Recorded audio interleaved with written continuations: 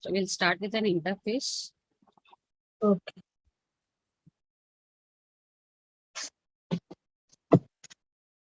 We have already seen, understood what is an interface. It is just rules, or at the planning phase, what and all has to be implemented. So what has to be implemented? It gives a basic gist of what has to be implemented. So that is what an interface is. Now we will see. So this is an interface. I am creating an interface. The name of the interface, let me give as ABC. This is an interface. In this interface, I'll just give the method names, definitions. Like suppose public void demo. This is my method. So I don't want to give its body. I just want to give that there is a method called demo. Okay. So I will end with a semicolon here itself. I'm not going to create open brackets and create the body for this method. So I don't want to define any body for this method, because I just want to tell that there is a method called demo. So that is why I'll just leave this method like this. So this type of methods we call as abstract methods. The method which doesn't have body, that kind of methods we call it as abstract methods. So let me define one more method here. Public void dummy method. This is also an abstract method. We are not defining body for this method. We are just defining uh, that there is a method called demo and dummy. So this kind of, so in interface, you will find only abstract methods. Interface means only abstract methods.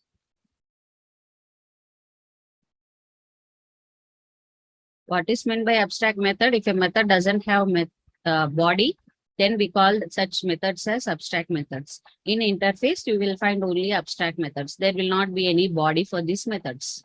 Now, main class. Suppose class XYZ. So it want to access this interface. Then we need to use the keyword called implements. This class XYZ is implementing all the abstract methods of the interface ABC. So use the keyword implements ABC. So at the class level, so once you define the class XYZ, if you want to implement any interface, then use the keyword implements and the interface name. So implements is the keyword we use for implementing all the abstract methods of this interface. So class XYZ implements ABC. Then you have to implement all these abstract methods. So whatever abstract methods you have in this interface, you have to define the body of all those things. That is meant by implementation. So now I have to implement demo method and dummy method. So what I will do, public void demo. This method, for this method, I have to define the body here. Here I will define the body. The same way for dummy, public void dummy. For this method, I have to define the body here. Body. Apart from these abstract methods of the interface, can this class XYZ have its own methods? Yes, it can have its own method. Like I don't have place here, so let me write it here. So apart from this abstract methods of interface, as class XYZ is implementing interface ABC, so it is implementing all the abstract methods here. Apart from this, I can have new methods. So class XYZ can have its own methods like public void, like whatever you want. Mm, Demo 2 or whatever it might be. So here it can define its body. So apart from these abstract methods, the class XYZ can also have its own non-abstract methods. This the method which has body we call as non-abstract methods. Non-abstract method. Is it clear, all of you? We will see an example. Don't worry. So this is an interface ABC. Here we are creating some dummy abstract methods. These abstract methods have, if any class, suppose XYZ, want to implement this interface ABC, it will implement it using the keyword implements ABC interface name. And then if it is implements, if it wants to implement interface ABC, then it has to define body for all the abstract methods that are present in the interface ABC. Apart from that, it can have its own methods as well. The class can have its own methods. The only task is it has to implement, the main task here is, if any class, if it is implementing ABC, means it has to implement all the abstract methods. Suppose if I'm not implementing this dummy method, I'm not implementing this one, then it will throw an error. If you are using the implements keyword ABC, it has to implement all the abstract methods. If you leave any one method also, then it will throw an error. So that is what the features of interface, right? We have already discussed few examples on interface. Like if you are defining something in the interface and if you are not implementing it inside the class, then it will throw an error. It will be a blunder. So that is why Java compiler is designed in such a way that if you are implementing any interface, you have to define all the abstract methods. All the abstract method, you have to define the body. Okay. So let's see an example program. First, let me create an interface.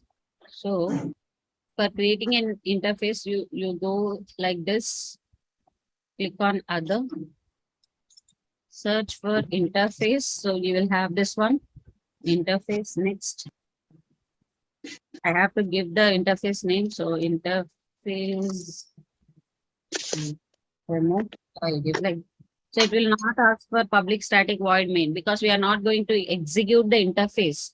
We are going to execute the class, not an interface. Interface is just uh, if you want to give an idea what the class contains, then the interface, we create an interface. So it will not contain any public static void main because we are not going to start our execution with an interface.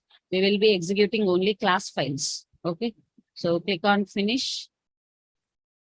See, this is the syntax of interface. So public interface, interface name, whatever interface name we have given, that is the name. So here you are going to create abstract methods. Interface will not allow you to create non-abstract methods. So I'll show you that also.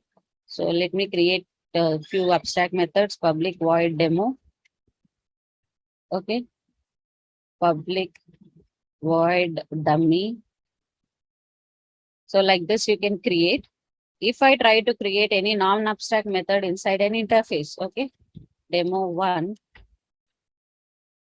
if you can see, as soon as I gave the curly braces, it is throwing an error. What it is throwing? Abstract methods do not specify a body. Change demo one to default static or remove method body.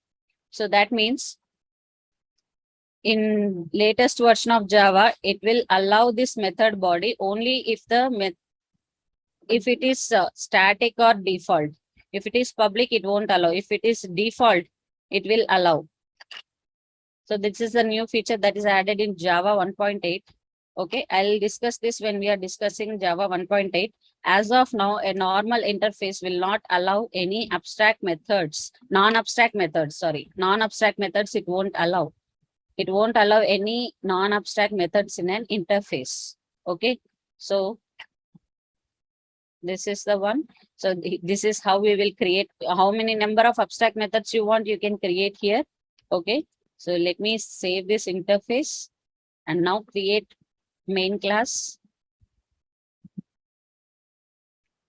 Interface implementation. I'll use public static void main. Okay. So here, this is the class, right? Now I want to implement that interface. How I can do that? Just use the keyword implements. Implements is the keyword to you, which will help you in for adding the interface. Now I want to implement interface demo. So now, so as soon as I give this one, it is showing an error. What is the error? The type interface implementation must implement the inherited abstract methods. What and all methods, abstract methods are there in the interface, all those methods should be implemented. So that is the error. So if you select this option, add unimplemented methods. So see what it is happening. So I'll click on this add unimplemented methods. It will add all the methods here. So what and all abstract methods the interface has, all those methods will be created here. Okay. So let me write system.out.println. This is abstract method in interface. Abstract demo method in interface. Okay. Of interface, not in interface. Of interface. Now here, this is abstract dummy method of interface. Okay. This is how we will be going to implement all the unimplemented methods of interface. So why we use this at the rate override? At the rate override, we call it as annotation. We will discuss it later. Annotation means, so if you give like that, it is specifying that we are overriding whatever methods are available here. Override means all, so this is a default, sorry, this is an abstract method, right? Demo in interface is an abstract method. So in this abstract method, we are overriding it, override this abstract method in the main class. Overwriting the abstract method in the main class. So that is why we use this keyword at the rate override. I will tell you what is the significance of this annotations when we come across that concept. As of now, even if I don't give that also, it is not it won't affect me. But if I give like this, that means we are specifying to the user that it is a overridden method of the interface. This is the overridden method of the interface. So that is why we will specify. It is just for our understanding. This method is from interface. So this method is overwritten and it is available. So this method, whatever we are implementing here, is the abstract method of the interface, and we are overwriting that method in this main class. So for that purpose, we specify this reason for our understanding. So even if you don't add also, it won't affect much. But generally, we use annotations. So we'll discuss on this annotation much when we come across that concept. But as of now, we'll concentrate more on the interface. Okay. Now, what we have to do, we have to access these methods. Creation of these methods, overridden of these methods is completed. Okay. Let me create one more method here. Public void own method. This is the method. This is the own method of the class. Okay, this is not a overridden method. It is not available in interface. This is the method which is specific to this class, only to this class. Okay. Now I have created 3 classes. 2 are overridden classes and 1 is the own method of this class. Now I have to access all these 3 methods. Please concentrate how I'm accessing it and what are the different ways that I can access these methods. Okay. Let me show you before that how to access it.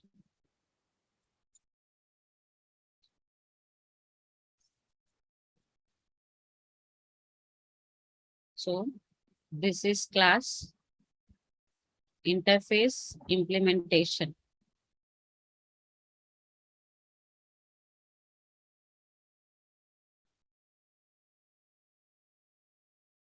Here I have public static void main, and I have abstract method, overridden methods, sorry, overridden methods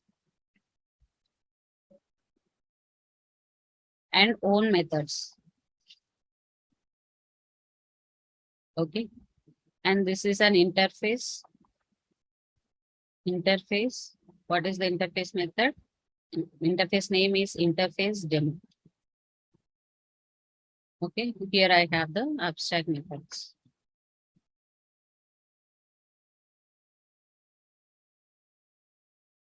Now I want to access these two methods, like overridden methods and own methods. In how many ways we can access it? Okay. So now we know one way, like create an object and call them so that you can access it. That is the first way. So for interface implementation, I will create an object. So interface implementation,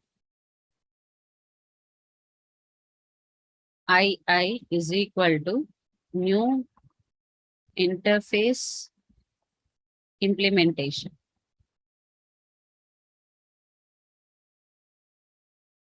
Okay. So using I can access all these methods.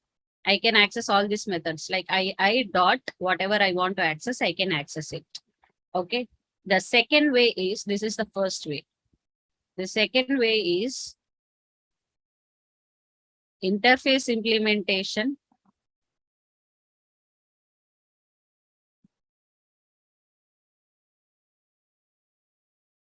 I2 is equal to new interface demo.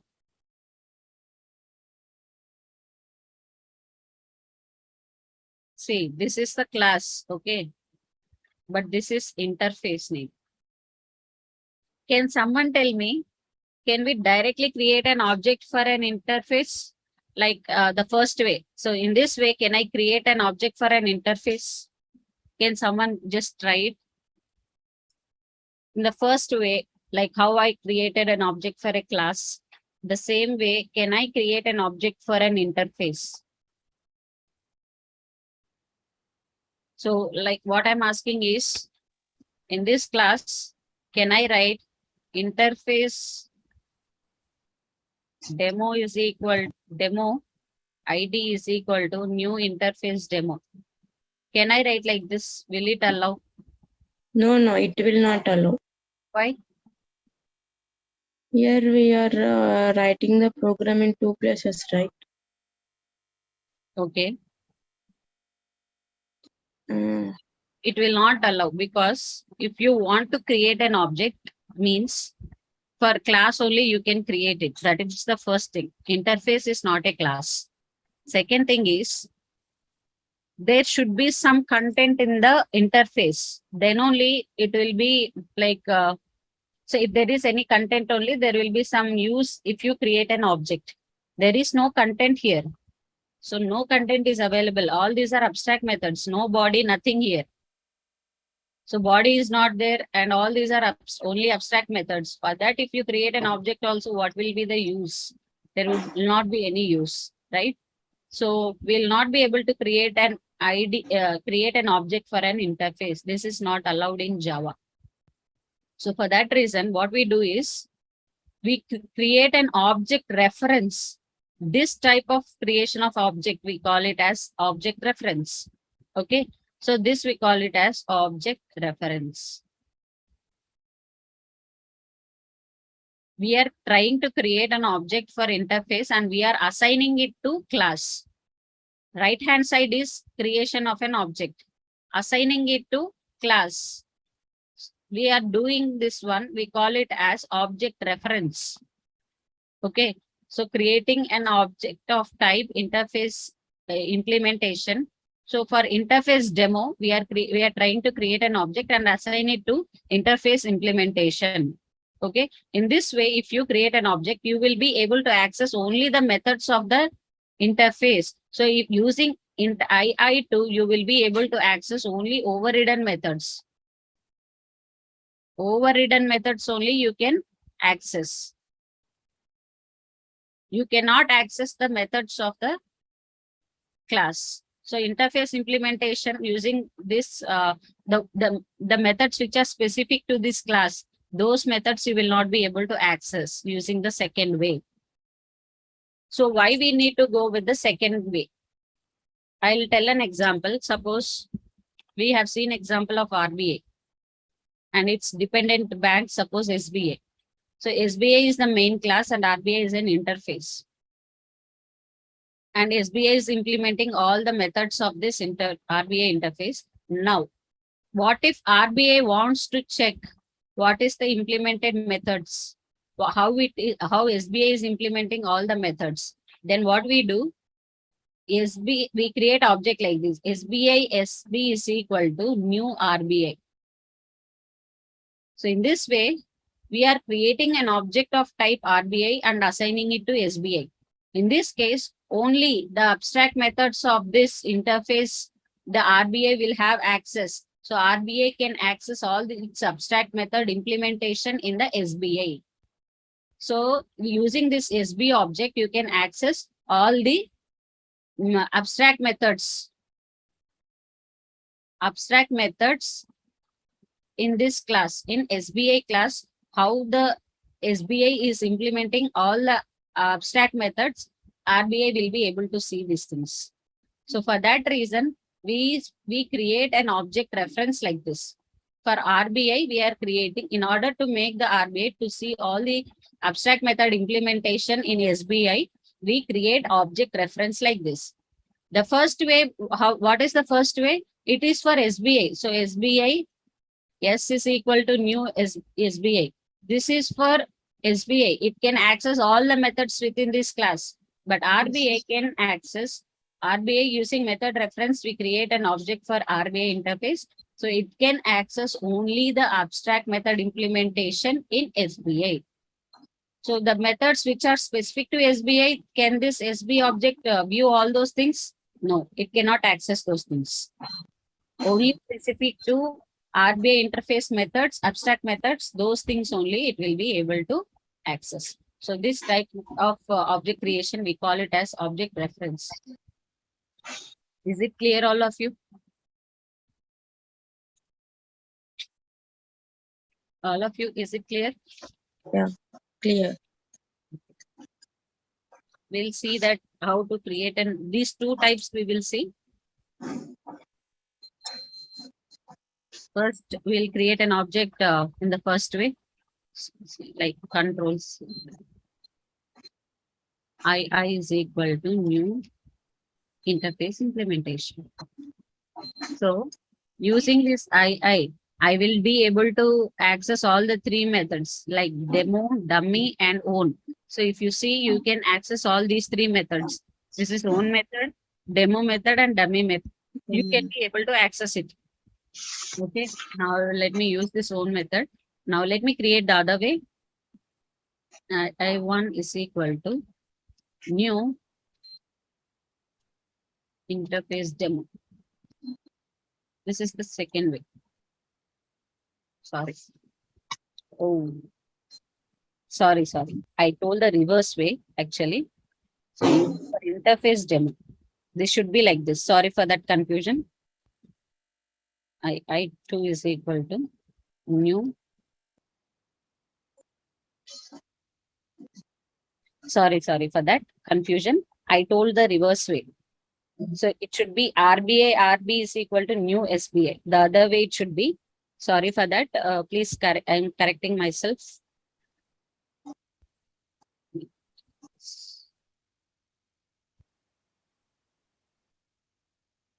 So it should be, if it is RBI and SBI, RBI, RB is equal to new SBI.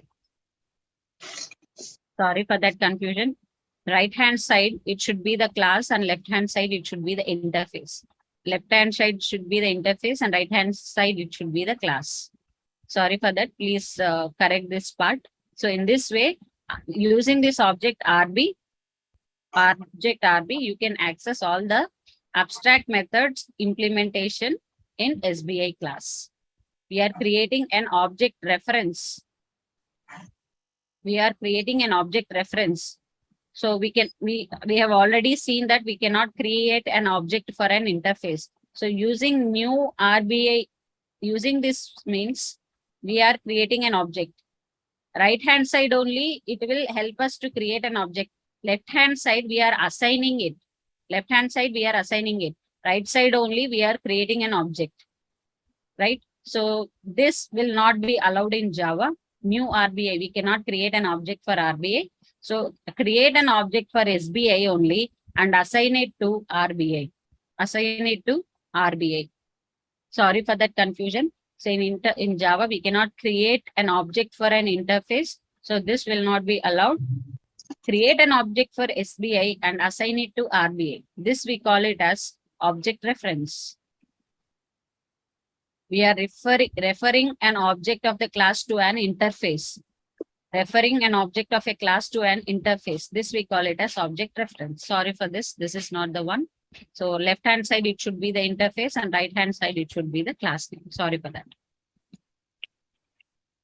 Now, so here we have given, so we are creating an object for this class and referring it to the interface. Using this using this object, I2, if you try to access, so are you able to access this own method?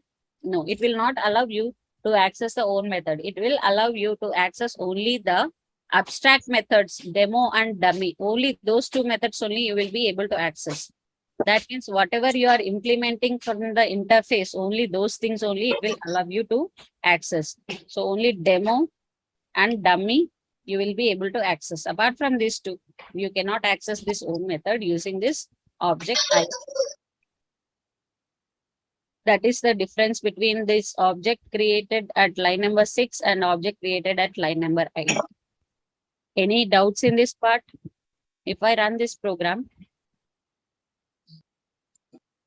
yeah, this is the own method of the class. This is the abstract demo method of interface. Any doubts in this part?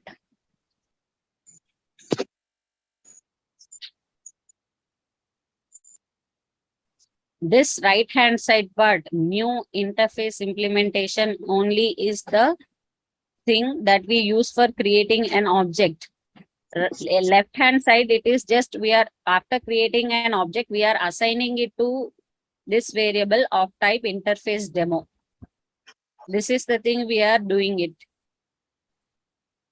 Right side part only will help us after new whatever class name you give, that is the part which, so even if you are not using this part, then also using new interface implementation, an object will be created. Once it is created, you need to give some name. So that is the variable. So even the class is also a non-primitive data type that we have studied. Non-primitive data types. In non-primitive data types, class also will come, array will come, so interface also will come. So so class is acting as an data type here. So for this data type, we are creating a variable. Uh, what is this thing? It is an object. So using this new interface, we are creating an object. Only the right hand part only helps us in creating the object. Once it is created, we are giving a name to that object, which is II. This II is of type interface implementation. The same way here also, for interface implementation, we are creating an object. Right hand side part will help us in creating an object. But this is of type interface demo. Directly for interface, we will not be able to create an object. So that is why in this way, we will create an object reference to an interface. This type of object creation, we call it as object reference, not an object. Right hand side is for creating an object, and for interface, we are assigning it the object. So this type of assigning, we call it as object reference. Clear, all of you? Any confusion in this part?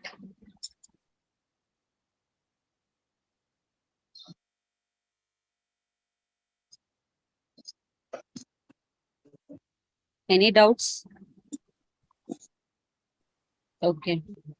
So the next one is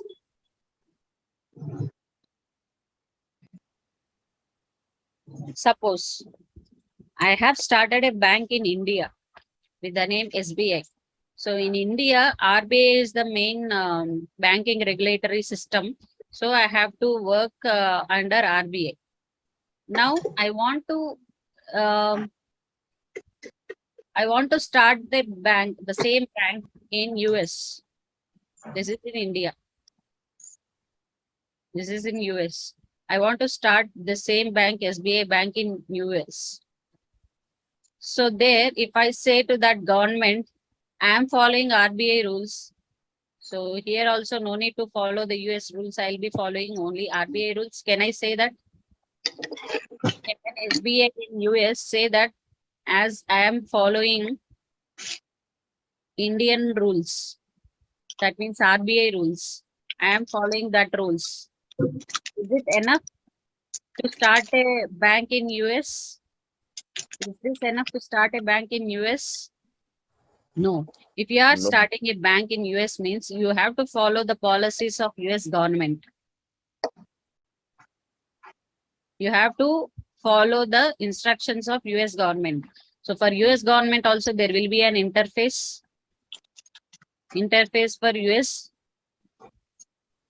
Interface for US. It will have abstract methods. Sorry, it is going like so US government will have abstract methods, interface,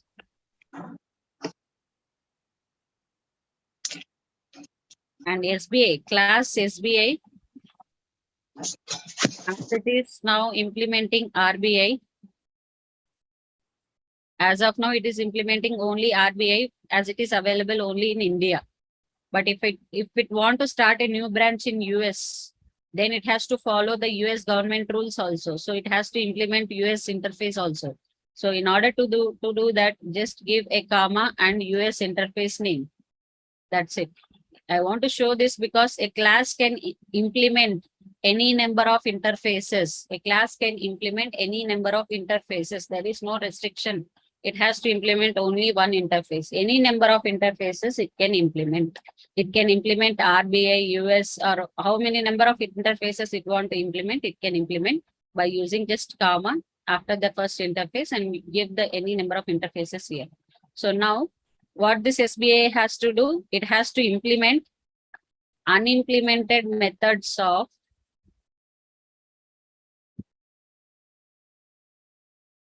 RBI, unimplemented methods of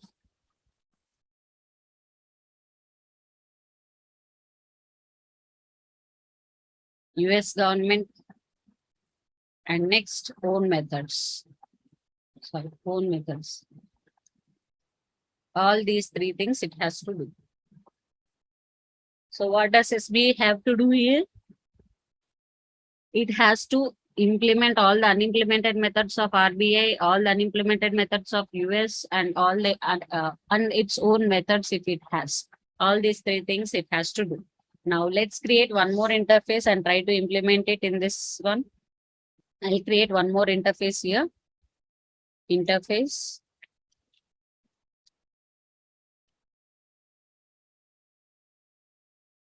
Let me create abstract methods over here. Public void. Okay. I'll create a common method here. Okay. Public void memo. No, sorry. I want to use this one.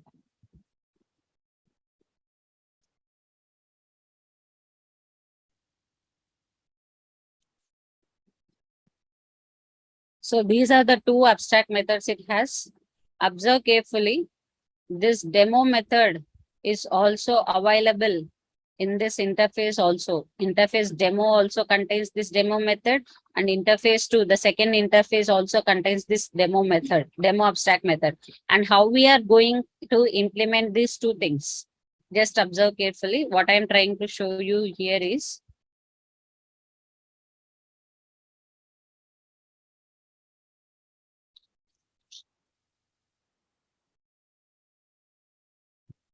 so this is SBI class, RBI interface, and US interface. In this RBI, I have a method called demo. In this US also, I have a method called demo abstract methods. Now in SBI, what I have to do, I have to implement all unimplemented methods. So this demo also I have to implement, and the same way this demo also I have to implement. If it is a same name, how I will be doing it? In SBI, what we do is, if it is the same method, we will create only one method here. We will implement only one method. Okay, we will create body for one method. We don't create two methods like this. So in RBI, we have demo. For RBI specifically, create one demo, and for US also create so that we won't do it. Two demo methods it won't allow. So we create only one demo method based on the object which it is calling, which based on the object we differentiate it. So how we can differentiate it? So we have object reference type, right? So for RBI, RB is equal to new SBI. This is one object. The same way, US is equal to new SBA. These are the two object references that we create, right? So based on RB, if RBA is calling demo method, RB dot demo. If US is calling this method, US dot demo. This is how we call. So based on the object which it is calling, we can know, right, which object is calling this method. So based on the object which it is calling this method, we will write the body accordingly. If RBI is calling this method, do this thing. If US is calling this method, do this thing. In that way, we are handling which object is calling. But we won't create two methods for demo and demo. We create only one, but based on the object which it is calling. If RBI object reference is calling this method, do this task related to RBI. If US object is calling this method, do this task related to US. That is what we are going to do that. How we will get to know that which object is calling is using the hash code. So this is a separate topic, hash code. Hash code means which will generate a unique identity for objects. So for RBI, it will generate a unique integer. Suppose 1, 2, 3, 4 like this. For US, it will generate a unique integer like 4, 5, 6. I'm writing an example here. So based on this code, unique code. So for RB, it will be 1, 2, 3, 4 all the time. For US, it will be 4, 5, 6 all the time. So based on this unique property generated by the hash code method, we will be differentiating in this demo method. So what we will do, if hash code is equal to 1, 2, 3, 4, that means it is related to RBI. So do this activity here. So what and all related to RBI, do that. Otherwise, if hash code is equal to 456, if hash code is equal to 456, do this task. That means it is related to US, do this task. So in that way, we will handle, even though if you have the same abstract method in two interfaces. Is it clear, all of you? So based on hash code, what is hash code? As of now, what you will think of hash code is, it will generate, like Aadhaar number we have, right? Aadhaar number is unique for every individual in India. The same way, hash code will generate a unique number for this objects. Not only objects, for what and all strings also, if you want to generate a unique thing, then we use the hash code. If you use hash code, it will generate a unique number. Based on that unique number, we will be writing our code accordingly. So think hash code as how Aadhaar card number will be generated for each and every individual in India. The same way you think it as hash code. So using that hash code, we will differentiate which object is calling. I know the Aadhaar number of RBI. So based on the Aadhaar number of RBI, I will write the code specific to RBI. The same way for US, we are generating a specific code, specific number using the hash code method. Using that Aadhaar number, I will be writing my code accordingly for US. Yes, any doubts? Any doubts?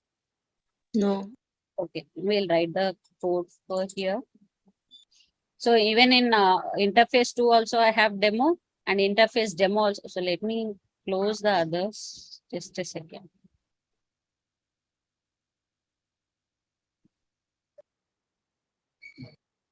Okay, these are the three classes. Interface demo is the first one which we created where it has demo. Interface 2 is the second interface where we have two abstract methods, demo and session. So the common method in both these interfaces is demo. And now we have to implement this interface 2 in our class. How we will do that? Just give a comma after this, comma, interface 2. Now it is throwing an error to add all the unimplemented methods. So add unimplemented methods. It added only session because demo is already there. So it didn't add the demo. It added only session. Okay. Now let me remove this.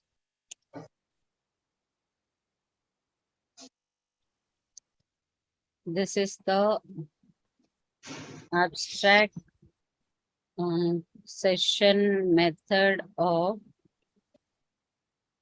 interface. Now our task is how to access all this. Now what we will do, I will write a code for printing the hash code. First, I will write the code for printing the hash code. So how you can generate an hash code, I'll show it here. System.out. No, instead of this, I'll print it here itself. System.out.println. This is the hash code for interface demo object. For interface demo object, this is object, right? II2. For this one, I want to create a hash code. How I can do that? Let's see. II2 dot. Java has provided some default methods apart from these methods which are already available. So demo and dummy are already available in this interface. Apart from that, it will provide few default methods like hash code, toString, equals, get class, so notify, wait. So these are some default methods that has already provided by Java. No need to write any code for them. Just you can make use of it. So for II2, if I want to generate hash code means just use like this II2 dot hash code. This method will generate unique hash code. It will print in the console. So we will get the hash code of it. Once we get the hash code of it, we can make use of it and we can write the if condition over here. If hash code is for this object, you can use that hash code and write it. I'll show you here. Now let me create an object reference for the second interface. Interface 2 is equal to interface 2 II3 is equal to new interface implementation. So I have created an object reference for the second object, second interface. This is first interface object reference. This is the second interface object reference. Okay. Now let me print the hash code for this one also. This is the hash code for interface 2 object. Okay. For that, what we have to do, II3 dot hash code. This will generate an hash code for this one. Now, if I call II3 dot demo. Now let me run this program and see the hash code values. So these are the hash codes that are generated. Don't concentrate on output much now because this, so if you call this demo method using the II2 object or II3 object, the output will be the same because I'm not differentiating it. So now based on this hash code, which is this, it has generated, I will differentiate it. So for interface demo, this is the hash code. I will use that hash code if hash code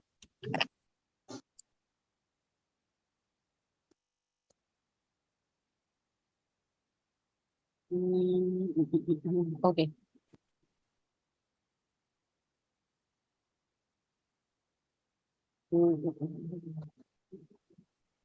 One second.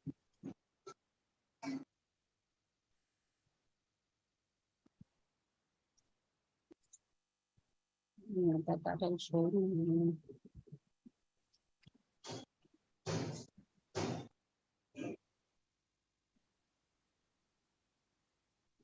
Sorry.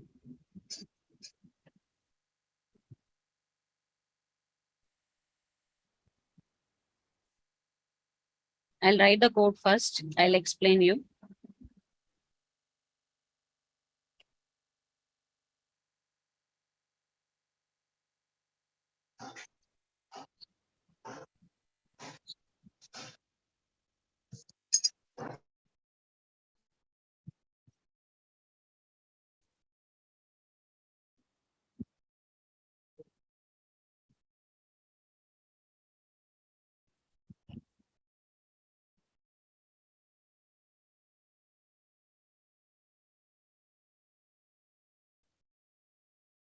Let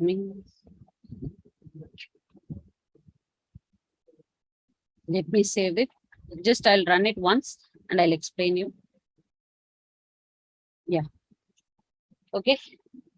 What I'm trying to do here in this demo method is I'm checking the hash code. I'm checking the hash code generated and I'm comparing it with this hash code. So for interface demo, this is the hash code. For interface 2, this is the hash code.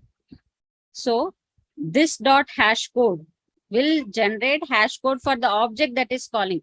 This will tell us this is a keyword which will hold the data of current object that is calling. This object, current object. So if II2 is calling, this will hold II2. If II3 is calling, this will hold II3. This means the current object that is calling this method, the current object that is calling this method. So this, if ii2.demo means ii2 object is calling this demo method. So this will have ii2. So for ii2, again I'm generating the hash code here and I'm comparing it with this value. So anytime if I'm trying to generate a hash code for ii2, it will generate only one value. So IIT2, any object, any person will have the same Aadhaar card number. How many times you generate it? Like how many times you want to use it? You can make use of only one unique number. It will be a Aadhaar card. So here I'm generating the hash code. Here also I'm generating the hash code for the same object, which is II2. So any number of it at any point of time, if you generate an hash code for a particular object, it will be the same. So I'm comparing these two. So here also it will be generated the same value and I'm comparing it with the same value. So if these two matches, then this particular block will be executed. And now if II3 is calling this demo method, so first it will check for II3, it is not equal to this value. It is this value. So this if block will be skipped and else block will be executed. Is it clear, all of you? Yeah. All of you? Any doubts? So I'm comparing it like this. This will hold the current, this means the current object that is calling this method. So this is a keyword which helps us to uh, store the current object information, the current object information which is calling this method. So at line number 11, II2 object is calling this method, demo method. So this will have the information of II2 object. So for II2 dot hash code means it will generate the same value, 1919. This thing it will generate. So once that value is generated, it will calculate the hash code here. It will compare these two. If both these values are equal, then this code will be executed. Now, II3 is calling the demo method at line number 14. II3, the third object is calling this demo method. Now, this will hold II3 information. So it will generate hash code for II3. It will compare these two. If these two are equal, then this block will be executed. Otherwise, if it is not equal, it will check here. If it comes to else if, and here for II3, again, it will generate the hash code.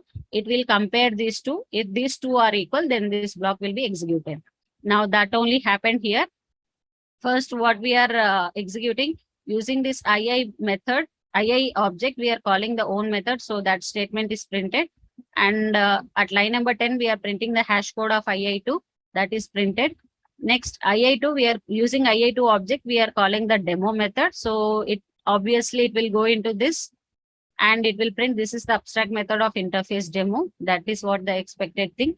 And else if here we are calling using the II3, we are calling the demo method. So there the else block will be executed and it has printed this value. This is abstract demo method of interface 2. Is it clear or confusion? Any confusion, please ask me.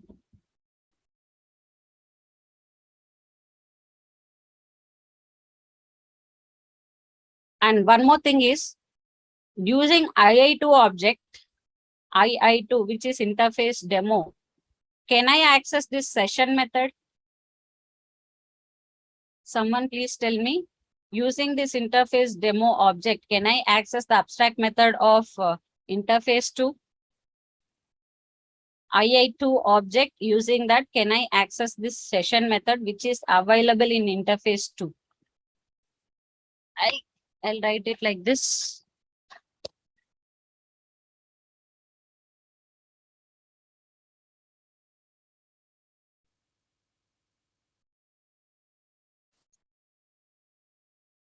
This is SBI class, RBI, US. So US has demo and session methods. RBI has demo and dummy methods. And using, so these are the object references. RBI, RB is equal to new SBI. And US is equal to new SBI. So these are the two object references.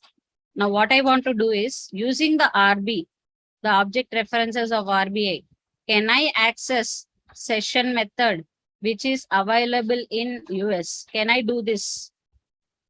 Someone please tell me, can I do this?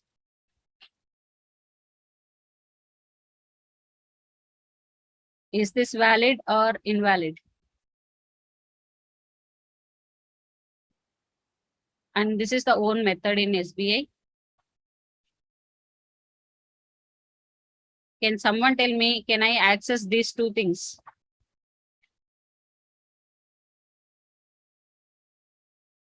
Are these two valid? Can I do these two things? Can RBI access the abstract method of US, and can RBI access the own methods of SBI? Is this legal? Can I use these two things? Can I do these two? You're not creating an object. RBI is trying to peep into US information, US related stuff. Can I do this? No, these two are not possible. So RBI can look, the RBI object reference can have access only to these two methods. Apart from these two, if it is trying to access this one, it is not valid. It won't allow. It won't allow to the own methods of SBI. It won't allow to the US related stuff. It will not allow. The same way for US also. US can have access to these two methods only. It will have access to these two methods. It cannot access to these methods like dummy method or whatever the stuff RBI is doing. It will not have access. US cannot access dummy method. US dot dummy is not possible. US dot own method, SBI own methods, it is not possible. It won't allow. These things are not allowed in interface. If we are creating an object for a particular interface, means it will have access only to those related things.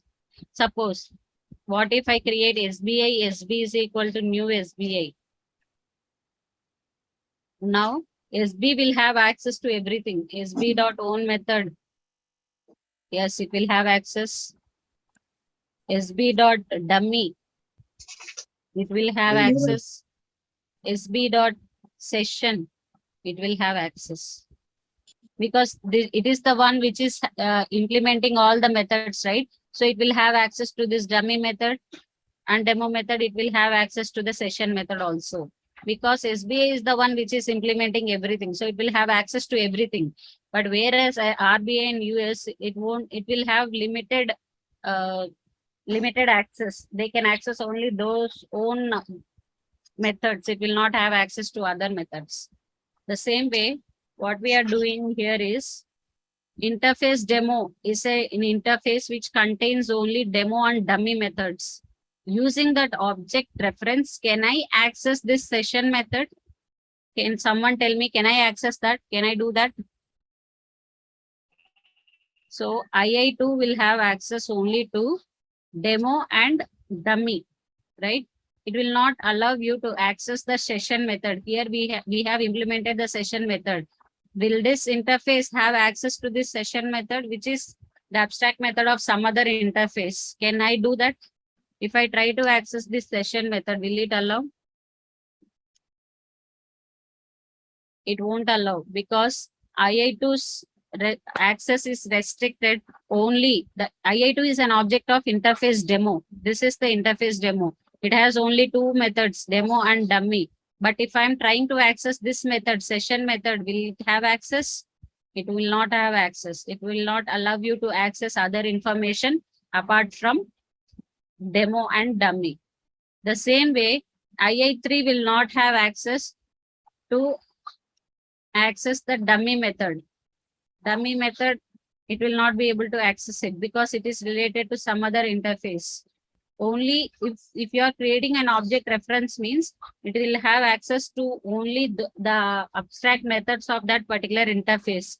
Outside of that, it will not have any access. But using II, you will have access to all the methods, demo, dummy, and own. And also this session. Everything you will have access.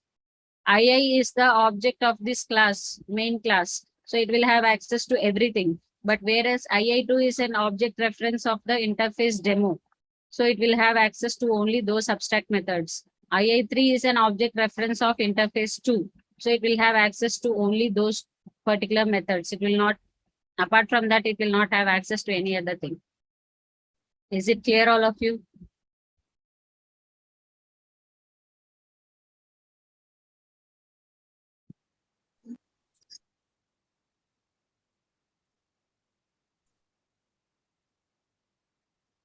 It's something very like it's something very deep, it takes time for you to understand all these things.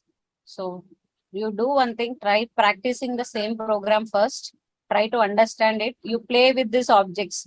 So try accessing the other methods, or so you play, you just do whatever you want to do with these three objects, II object, II2 and II3, and understand what these objects have the access and what they are not having the access, and why we are creating objects like this, why we are not able to create an object for interface. For interface, you will not be able to create an object. You can create only object reference. Reference, you can do it, but directly you cannot create an object to an interface. Why? Because interface is not a class. That is the first thing. Second thing is it doesn't have any body. So what is the use of creating an object for it? So if there is something like if there is some content, if you create an object also, so there is a meaning. But without content, even if you create an object, what will be the meaning? So for interface, you will not be able to create an object, but object reference you can give it. So that is what we have done at line number 8 and line number 11. We have created object references for the interfaces. For the interface, we have created an object reference. Okay. And this is the class object. So try practicing this program, understand this program carefully, come up with doubts if you have any in the next session. That's all from my side.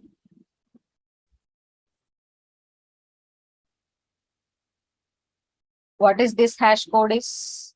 Hash code will generate a unique integer, like similar to Aadhaar card number for us.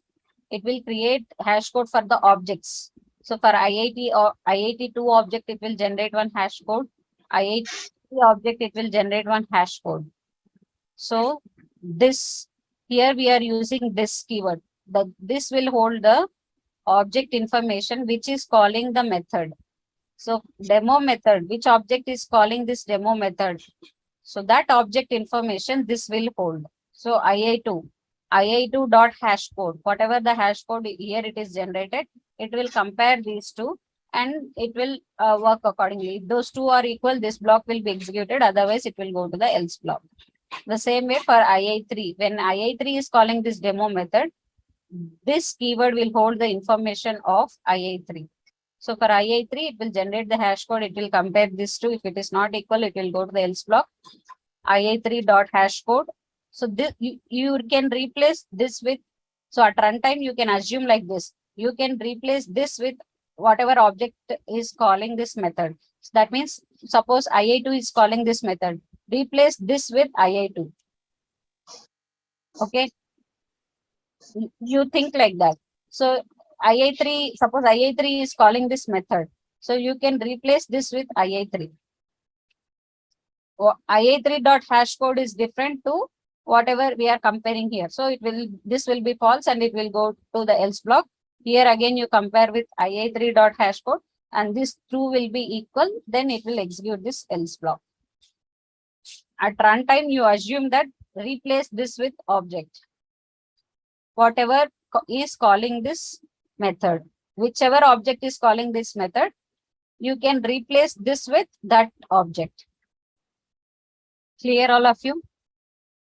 That will happen at runtime because for every object object is declared in main method. How will this method know that object? How will this method know that this object is calling this? So for that purpose, we use this keyword. This keyword, it will hold the information of the object that is calling. So we use this dot hash code. This method will not know which object is calling it.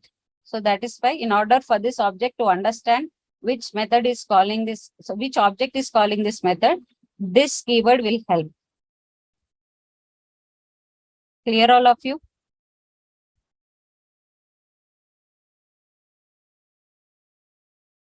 Is it visible?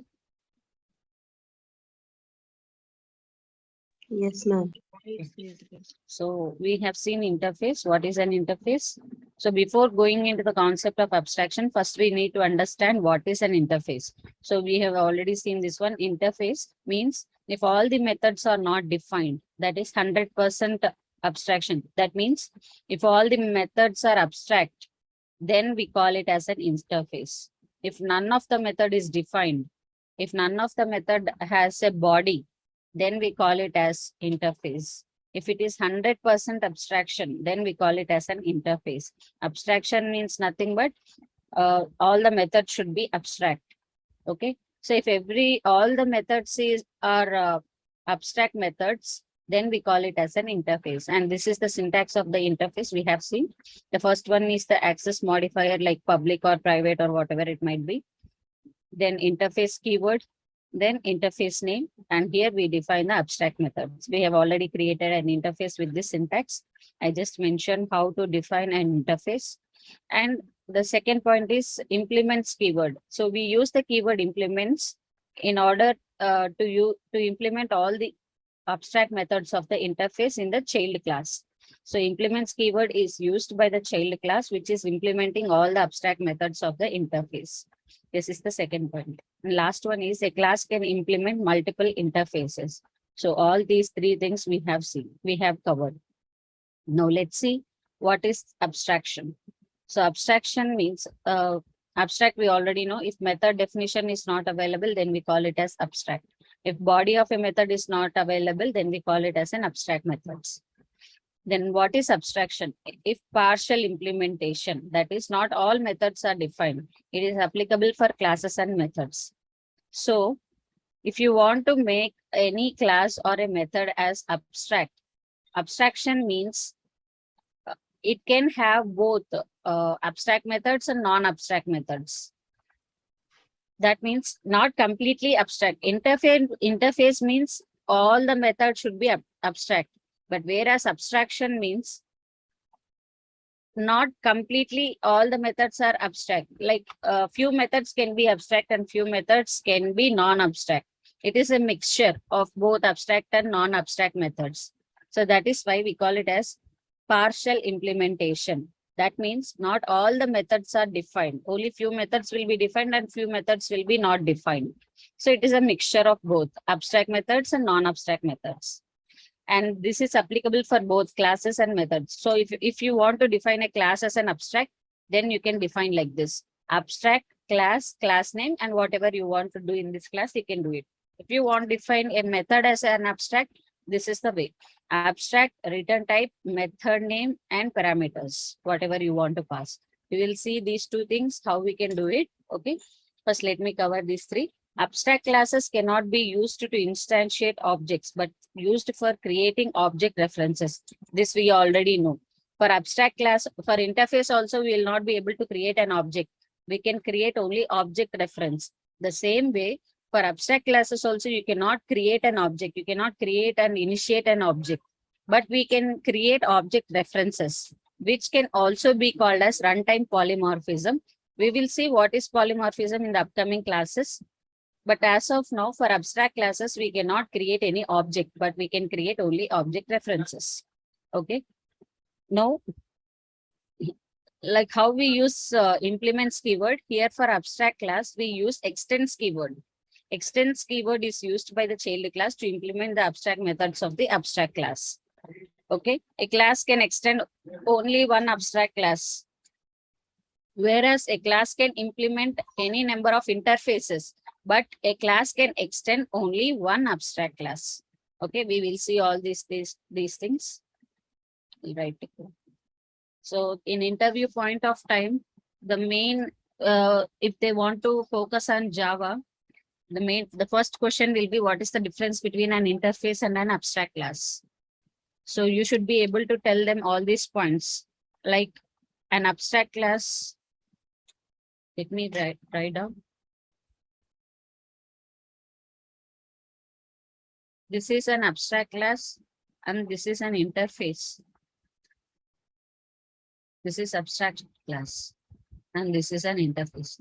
So if they ask you the differences between these two, here 100% abstraction. That means,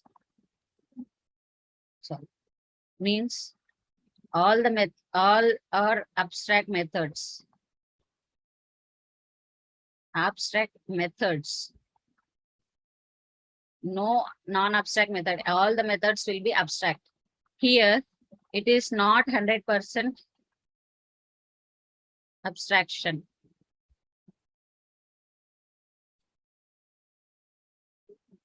Contains both abstract methods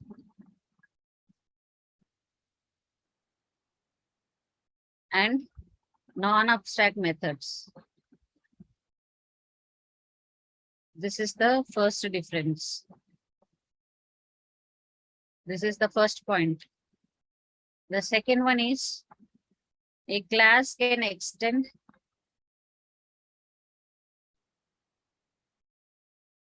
before this point, let me write one more.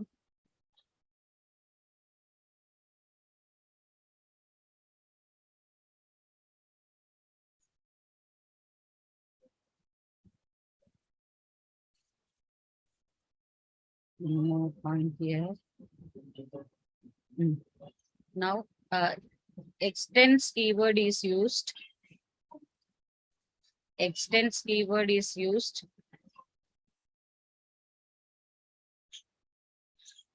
by the child class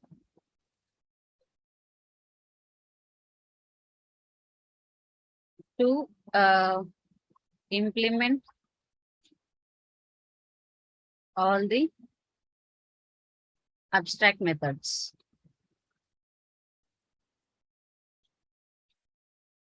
Here, implements keyword is used. Implements keyword is used by the child class to implement all the abstract methods.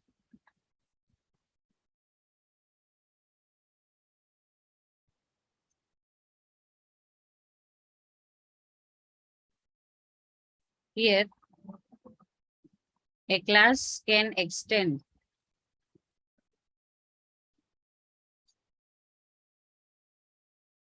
only one abstract class. Here, a class can implement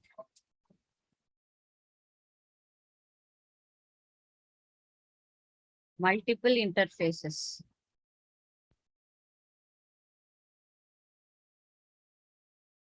Okay. So these are the main differences between the abstract class and an interface.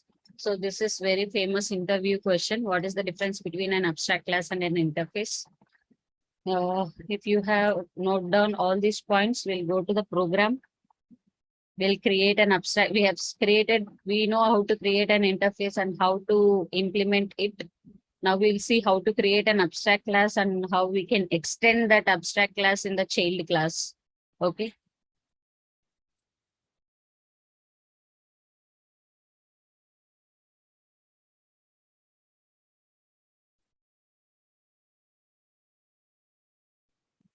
Similar to class. So create this class.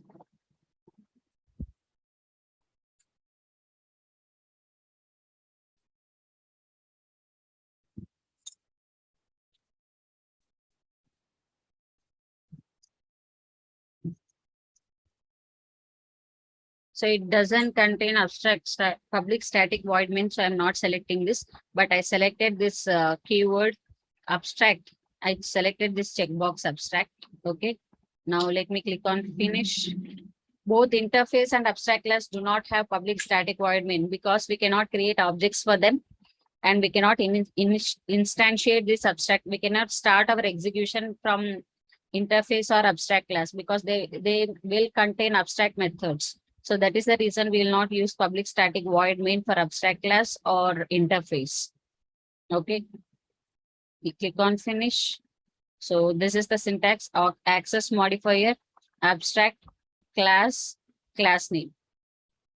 So this is the syntax for abstract class.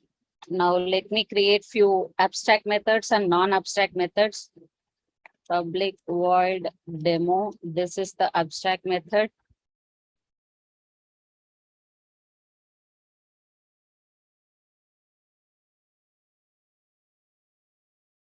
Okay. Here, one more difference is you can add one more difference here. So I don't have place here. I'll remove it.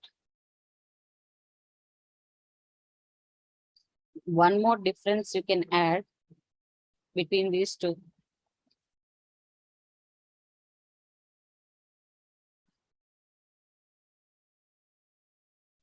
When you are defining abstract method, sorry, not defining, it's declaring. There is a difference between declare and define. Declare means just you are not defining any body for it. So if you are defining any body, then you use the word defining. Declare is just when you're at the time of declaring that abstract method. Okay, so when you are declaring an abstract method,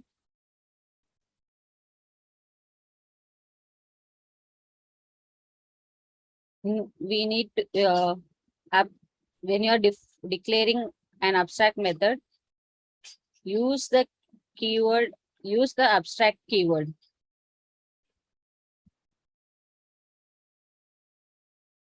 Here, when you are declaring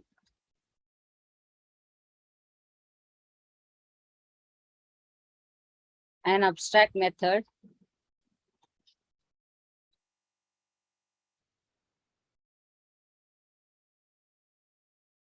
no need to use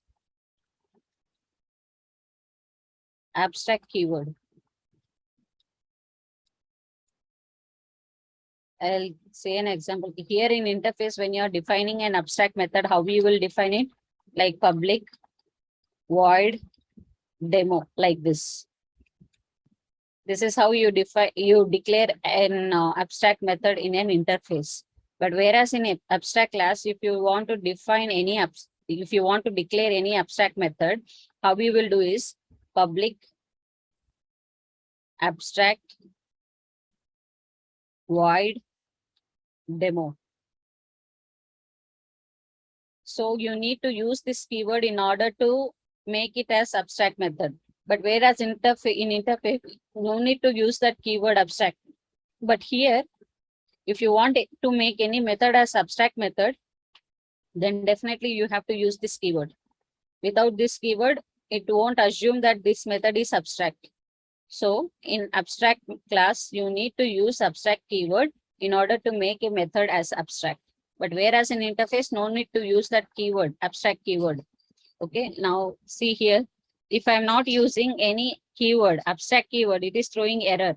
It requires any add body or change abstract class dot demo to abstract. So these are the two things that it is asking. Okay, so let me change it to abstract, public abstract void demo. So this is how you can define an abstract method in an abstract class. But whereas in interface, so if you see the example, interface example in previous class, so this is the interface we have defined and these are the abstract methods. We did not use any keyword, abstract keyword here. But whereas in abstract class, you have to use the keyword abstract in order to make it as abstract method. That is the difference.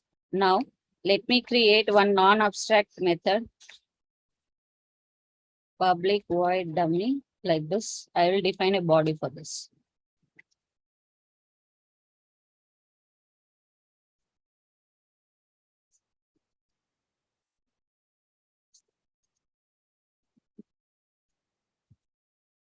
This is the non-abstract dummy method in abstract class.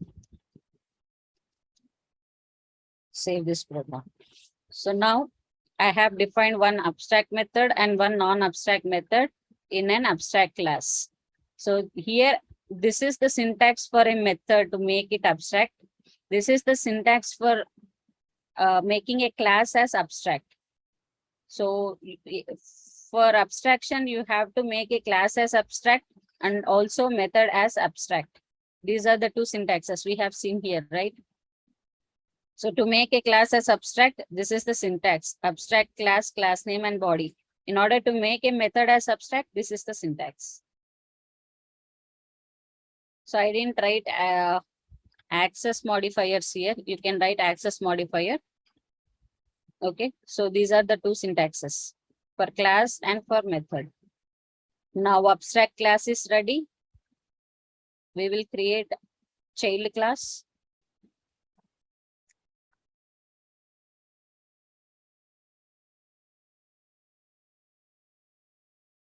Abstract implementation. And I'll use public static void main. Now, this is the class where I'm going to implement all the unimplemented methods of this abstract class. For that, so if it is an interface, we use the keyword implements after the class name. But here, this is an abstract class. So we need to use the keyword extends. Extends, and whatever is the abstract class that we want to extend, that I'll be using it here. As soon as I extend this abstract class, it is throwing an error. What is the error? You need to add all the unimplemented methods. Okay. So let me add the unimplemented methods. So it added the unimplemented method. Okay. All the abstract method implementation, we have to do it here. So it didn't add the dummy method because it is not an abstract method. This is not an abstract method. This is a non-abstract method. So it will not be asked over there. Okay. Let me write here.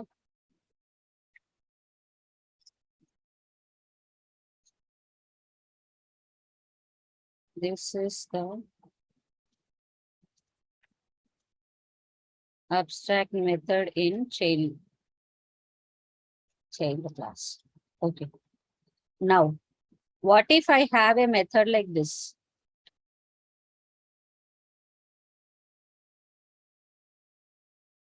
So here in abstract class, I have a non-abstract method called dummy. And in abstract implementation child class also, I have this method dummy. Let me write this one over here. This is the dummy method in child class. What will happen? So let's see, let's create objects now first. So the same method, dummy method, is present in both abstract class and child class. See, in abstract class, we have dummy method, and in child class also we have dummy method. Let's see how it will work. First, let me create objects. So we have two types of object creation. Yesterday we have seen. The first one is directly create an object for a child class, or create an object reference for the abstract class. So these are the two different ways how we can create an object. Let me create those two objects. The first kind of object is create an object directly for the child class, which is extending abstract class. So this is the first way, normal way of creating an object. The second way is abstract class is equal to new abstract implementation. So this is how we create an object reference. So these are the two different ways of creating an object. Now, I want to access these two methods using AI. AI, that is first way of declaring an object. So this is object creation. And this is object reference creation. So using the main object AI, I can access both demo and AI dot dummy. Okay. Now, let me differentiate these two.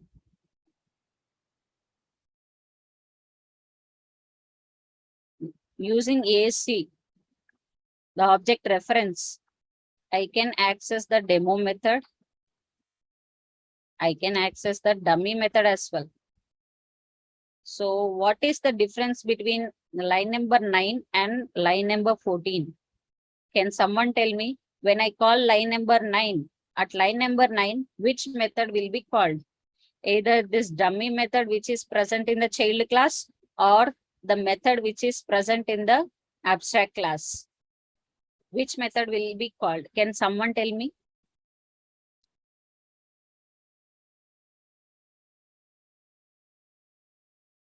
Okay, let me be clear here. I will write it down. This is the abstract class.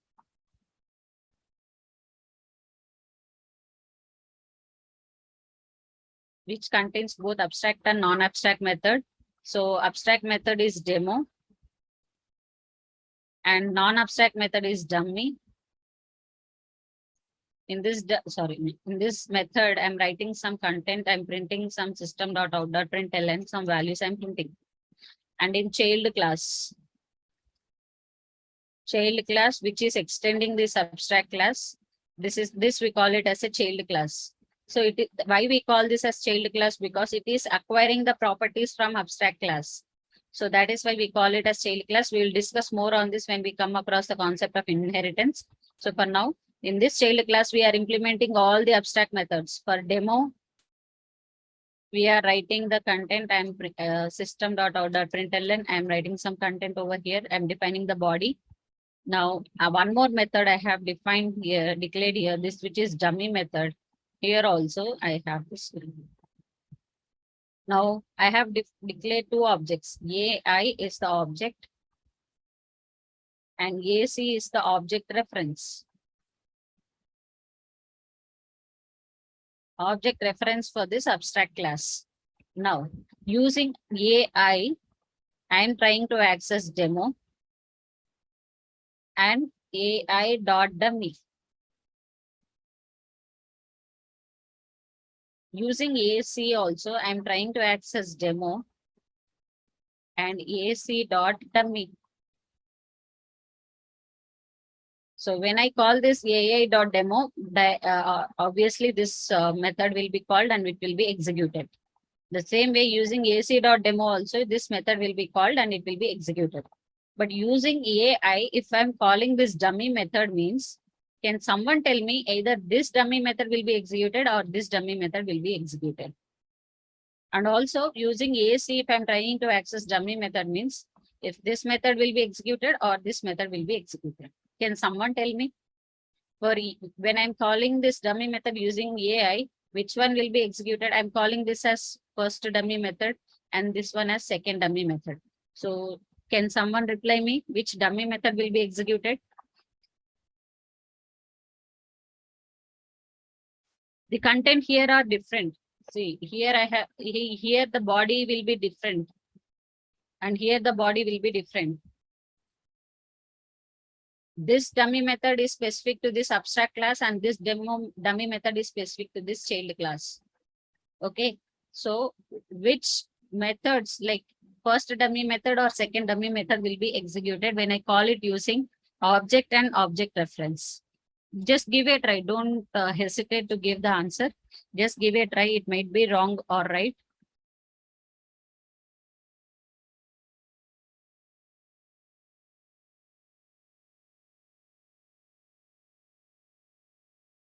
Okay, so let's run this program and see.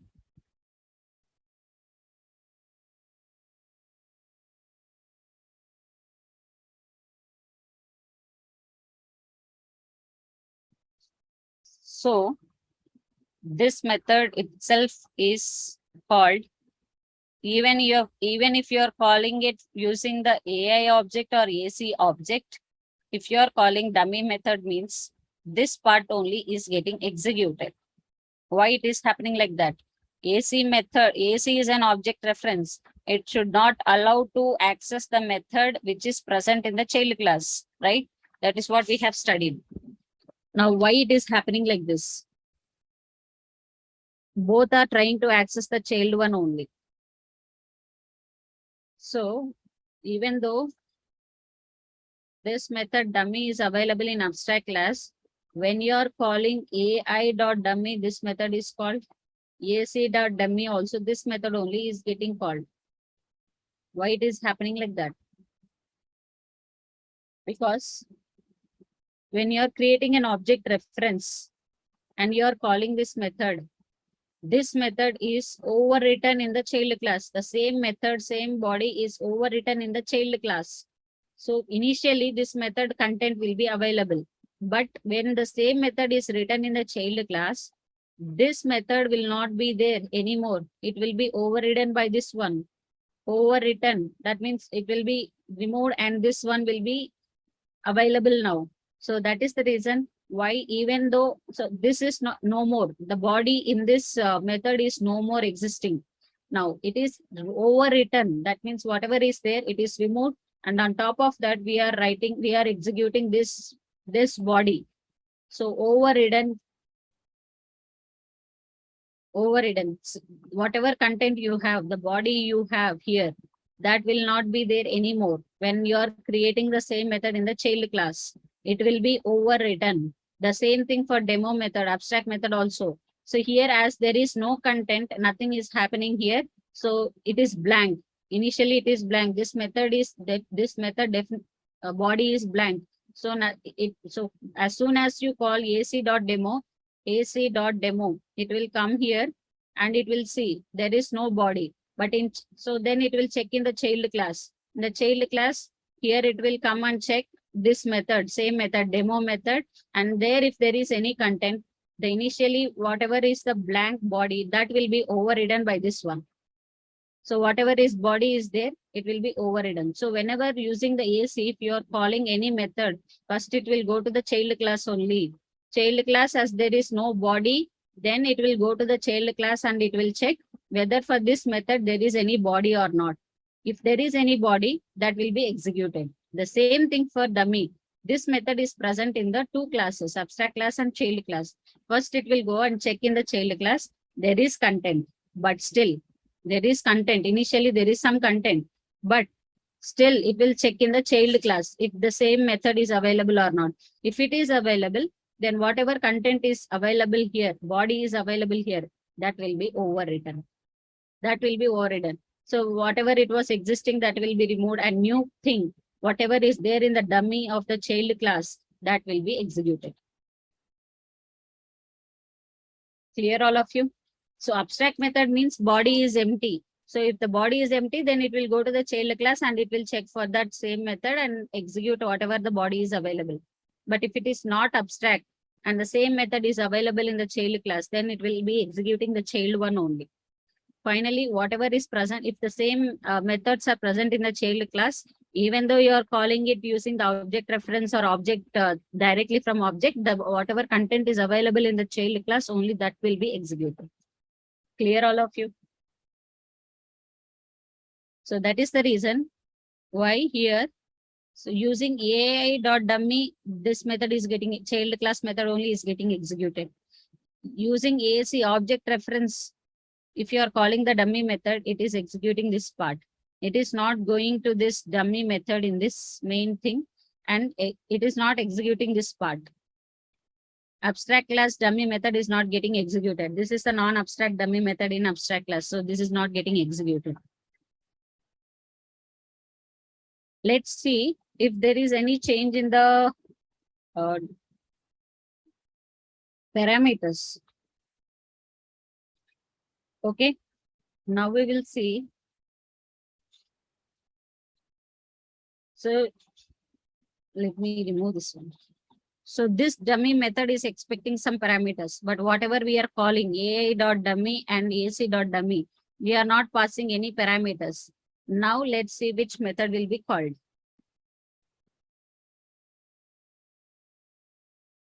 So what is happening here is,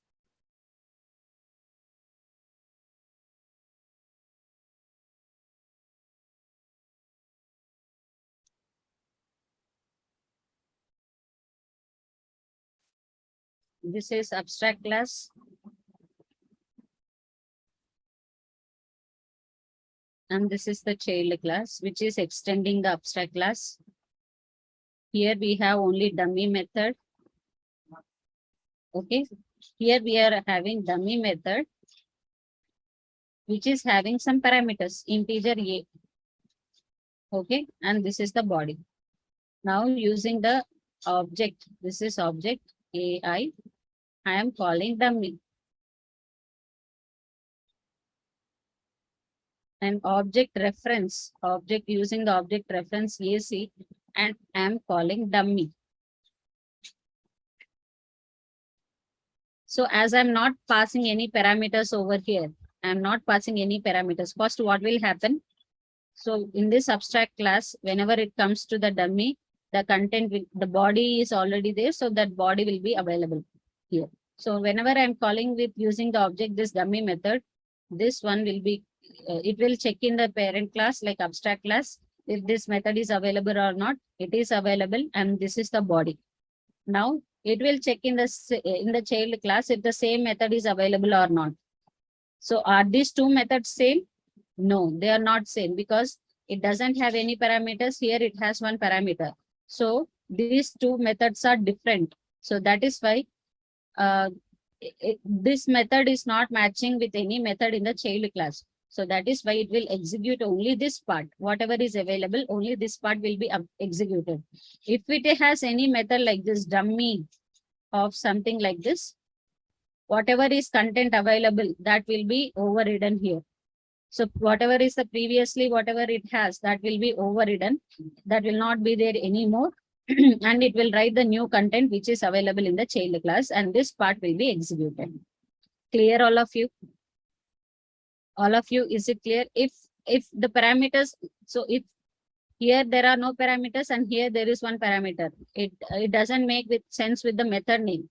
Even though if the method name is same, but these two methods are not equal because this method this method doesn't have any parameters and this method have some parameters. So doesn't check only the method name. If method names are same, then it doesn't mean that methods are equal. Both all the things like access modifier, return type, method name, and parameter list, whatever we are passing, if everything are matching, then only we can say that two methods are equal. Okay, here these two methods are not equal because it doesn't have any parameters and it has one parameter. So in that is the reason why it executed the method which is present in the child class. So here if you see the output, If you see the output, this is the non-abstract dummy method in abstract class. So whenever you are executing this dummy, you are calling this dummy method is not getting executed. It went to the child class. Here there is a dummy method without any parameters. So it executed this line. Clear all of you? All of you, is it clear? Yes, ma'am. Okay. Now, what if what if this class has a constructor, right? Public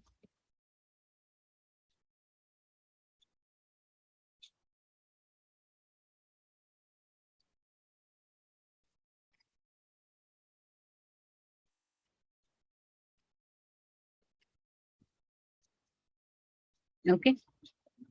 Can someone guess how many times this constructor will be called? Because whenever you create an object for this class, then this constructor will be called, right? So can someone tell me how many times this line number 18 will be executed?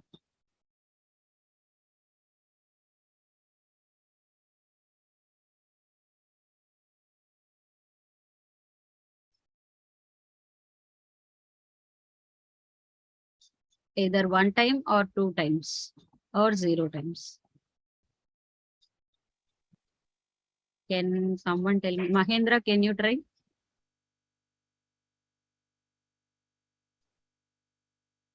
Mahendra, are you there? Oh, yes, I am. Can you just give a try? How many times the constructor will be called?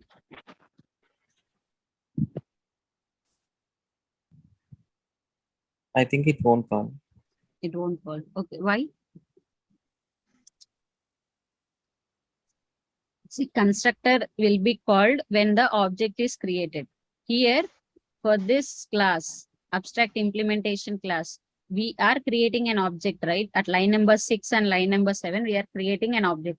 Object creation is the right hand part. Assigning part only is the left hand side.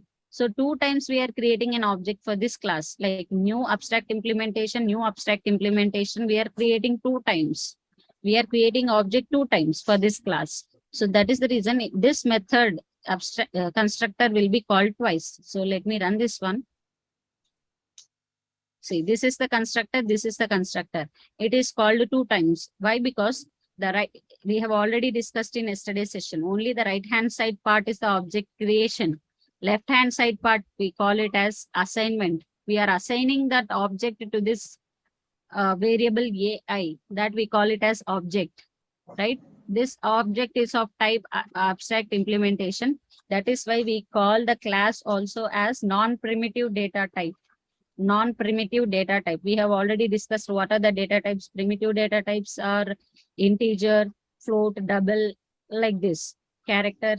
But whereas non-primitive types, string is a non-primitive type, array is a non-primitive type, class is also a non-primitive data type. So this is where it comes into picture. So assume, so this is the object creation, right hand side, new class name is the abstract name, object creation. Once the object is created, we are assigning that object to a variable, which is AI. This variable is of type abstract implementation. The same thing as class. Here also, new abstract implementation is the object creation. We are assigning it to the abstract class. We are converting it from abstract implementation to abstract class. So this we call it as casting. When we are converting, that is casting. We'll discuss it. What is casting? So here, two times we are creating an object to this class. So two times this constructor will be called. Clear all of you? Okay. So whenever we create an object, this constructor will be called. So here we are creating two objects. So two times this method, this constructor will be called.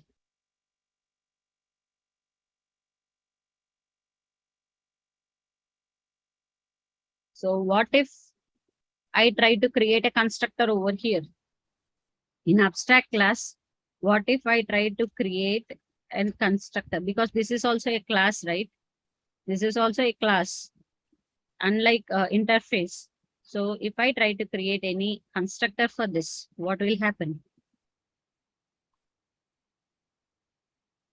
Okay, let me print system.out.println.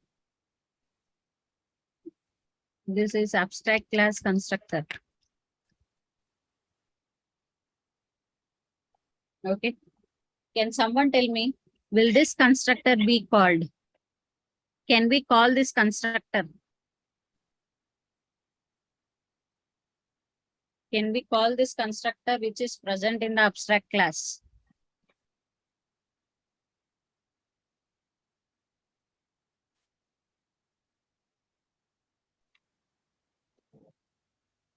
Saujanya, can you try?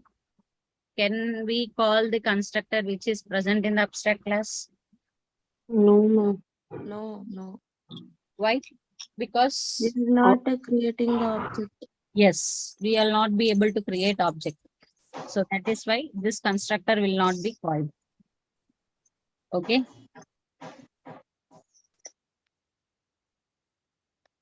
Let me try to run. See the difference.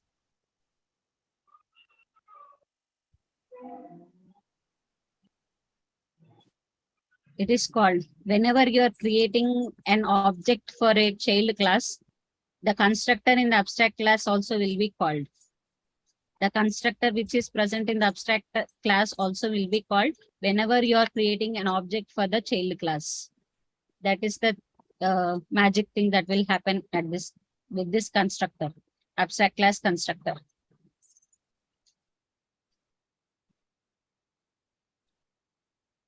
So these are all the differences between an interface and abstract class.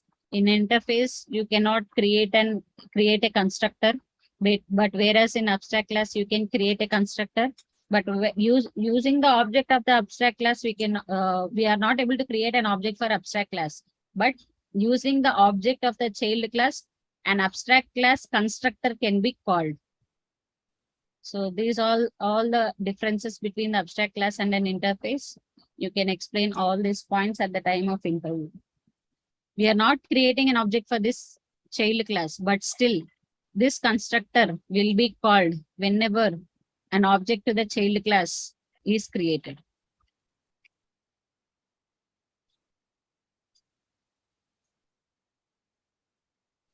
So please make note of all these things. And one more thing that we need to discuss is, so all these points we have covered. Abstract classes cannot be used to instantiate the object, but used for creating object references. We use the extends keyword to in order to implement all the abstract methods in the child class. A class can extend only one abstract class. Suppose if you are trying to extend one more abstract class here, it will not allow. It will not allow you to extend multiple abstract classes. That is not allowed. Whereas for interface, you can implement any number of interfaces. But for whereas abstract classes, you can extend only one abstract class. Okay. So that is the difference. And abstract keyword is not suitable in the below scenarios. Abstract keyword, you cannot use it using the, so whenever you are using final keyword, you cannot use abstract. Why? Suppose this method is abstract over here. Okay. Or let me define one more int um, count is equal to 10. Okay. Int oops.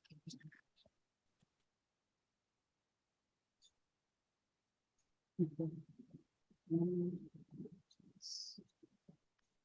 For this method, for this method itself, let me use the keyword final.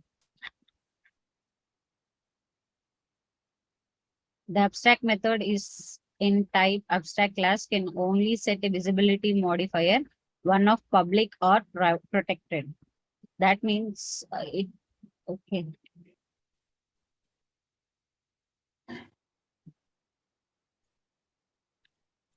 Public,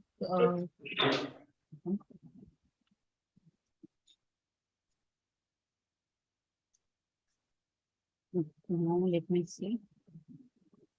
This public only. Okay. The same error even for final also. So you cannot define a final, you cannot use a final keyword with abstract keyword. Why? So we have seen the concept like final means you cannot override, you cannot modify, right? So, but what is the concept of this one? What is the concept of abstract methods? Suppose this is the abstract class and this is the child class. This is, so I am defining one abstract method over here. So what is the abstract method? Public abstract void demo. Okay. So in child class, I am implementing that demo method. Okay. Now, what is happening? If I, so this is the object, suppose this is the object AI. Using object, I'm calling demo. Okay. Or using object reference. Object reference and dot demo. I'm calling these methods. So first, it will check in the child class, right? If this method is available or not. If it is available, so as of now, it is an abstract method, so nothing is there. Okay, so it will be like this. Now it will check in the child class if the same method is available. Yes, it is available. Then what it will do? It will overwrite the content which is available here. If no content is available also, it will be overwriting if any content is available. Suppose if for a non-abstract method like dummy, previously whatever content is available, that will be overwritten, right? So initial content will be overwritten with the child content. Overwritten, that means overriding means modifying, right? In other words, overriding means modifying,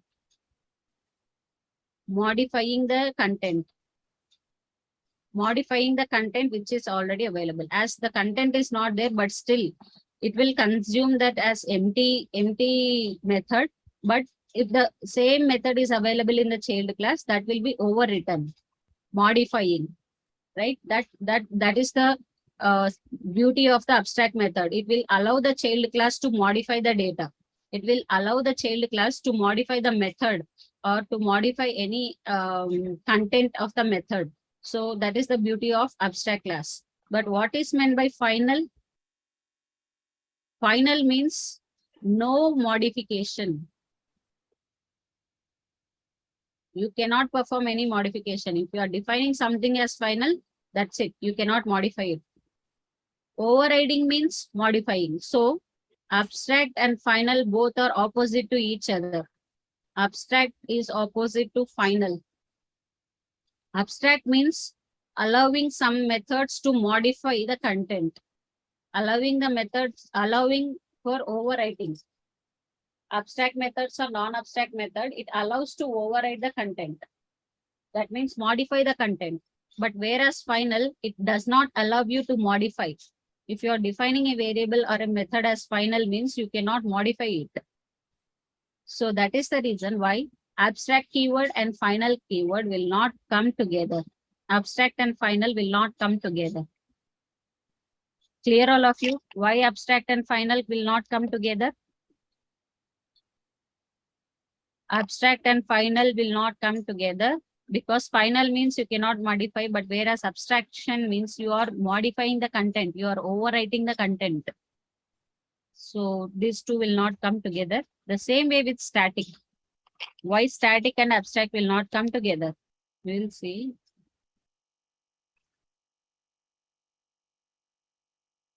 So static and final will not come together.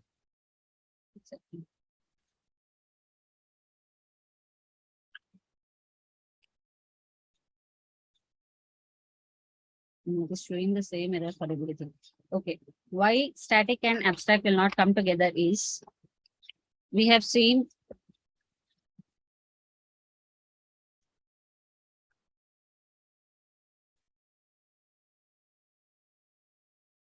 so static Static means something related to class, right? And in abstract class, child class, let me make like this. This is the abstract method demo. And here we are overwriting that demo method, overwriting it, replacing with some content. Now, if I am defining this abstract as static, so we have to call it using the class name.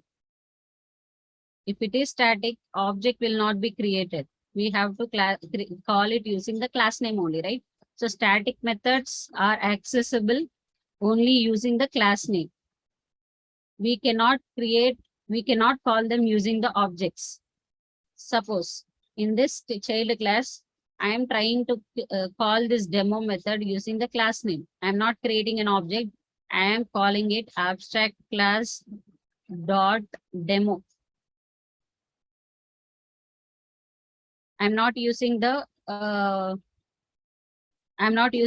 objects. I'm directly calling it with the class name because I'm defining the method as static. So it will not allow objects to call this method. We have to use only the class name in order to call this method. So what will happen? It will go to the child class and it will see that there is no content in the demo. There is no body definition here, right? No body definition. Only they have declared this method and there is no content to execute, right?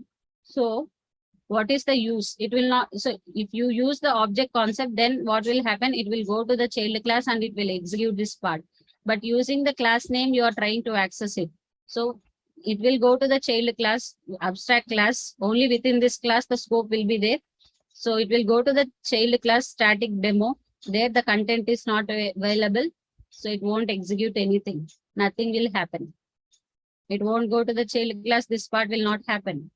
Only within this class, it will check the content. If there is any content is available, if there is no content, then nothing will be executed. Then what is the use of creating it as static if nothing has to be done? So that is the reason why static and abstract will not come together. It will not go to the child class because we are using only the class name. Only to this class it is permitted. It will not go to the other class and check if if this abstract method is overridden or not. It will not do that. Only within this class it will check if that method is available. If that is method is available, but it is abstract method, that means there is no content. Then what is the use of using it? Then what is the use of executing it? So that is the reason why static and abstract also will not come together. We cannot use static and abstract together like this. Static and abstract methods will not come together. Okay. Now, the next one is private. Private. So access modifier private. What if I make it as private? It is throwing error. The abstract method demo has a visibility modifier, one of either public or protected. Why it cannot be either default or private? Because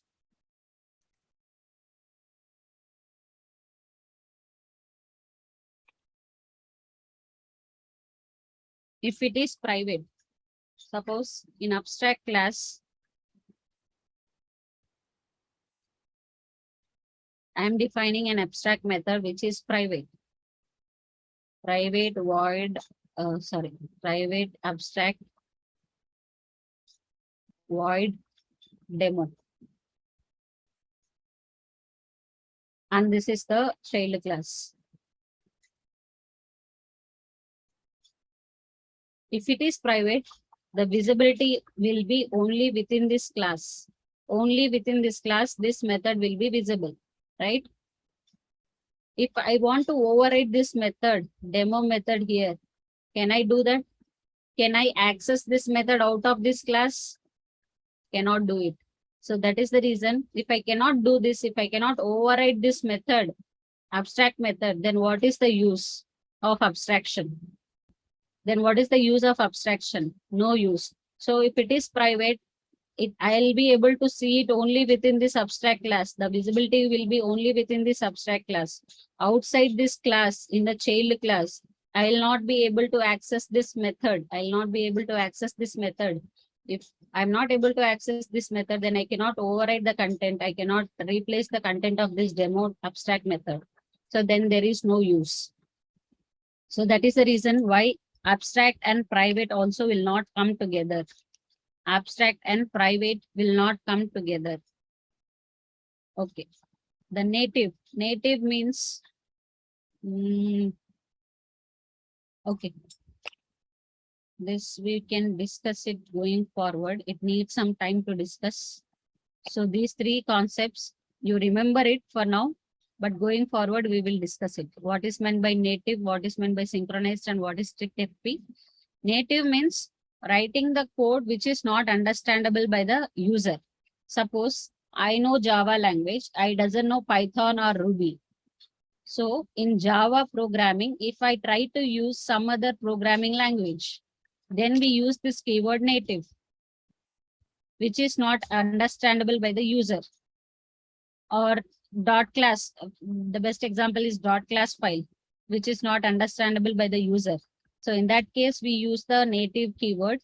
So whatever code I am writing, in the abstract class, it is in Java, but this is in some other language, native language. So here it is native. Sorry, here itself. In abstract class, if I'm defining the abstract method as native and abstract. Suppose this abstract class is written in Java, I can understand this one, but this has to be overridden in the child class. This has to be overwritten in the child class. But in this child class, it is written in some other language. If I'm defining something in native means, here I have to define it in some other language, which is not understandable. So if it is Java here, I'm saying an example. If it is written in C# or Python, some other programming language, which is not understandable. So I cannot do the conversion. I cannot map it like this. I cannot do this like this. So native means that method has to be written in some other language. So which is not understandable and which I cannot be converted. So that is the reason abstract and native also will not come together. This we will discuss more when we come into the encapsulation concept of OOPS. We will discuss there. The next one is synchronized. So this concept also we will discuss in collections concept, strict FP. So these are the 6 places where you cannot use abstract. Okay.